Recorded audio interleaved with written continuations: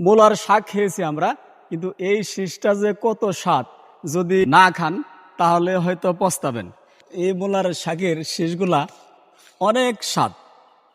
এই শীষগুলা ভেজে খেলেও খুব স্বাদ লাগে, তারপরে রান্না করেও খাওয়া যায়। তো এর ভিতরে অনেক ধরনের উপাদান আছে। শাকের ভিতরে যে উপাদানগুলো আছে, এই মূলা শাকের শীষের ভিতরেও ওই উপাদানগুলো আছে। মানে একবারে কোমল, একবারে তরতাজা, খেতে অনেক স্বাদ। ভাজি করে খাওয়া যায়, তারপরে হচ্ছে ছোট মাছ দিয়ে রান্না করেও খাওয়া যায়।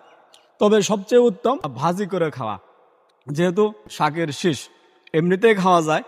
এই যে এভাবে পরিষ্কার করে, এভাবে যে উপরের যে ছাল আছে, এই যে ছালগুলা পরিষ্কার করে, এইভাবে পরিষ্কার করে অনেকটাই স্বাদ লাগে। এভাবে খাওয়া যায়, তবে ভেজে খেলে অনেক স্বাদ লাগে। আর ছোট মাছ দিয়েও খাওয়া যায়। আর শাকের ভিতরে যে উপাদানগুলো আছে, এর ভিতরে ঠিক সেম উপাদানগুলোই বিদ্যমান।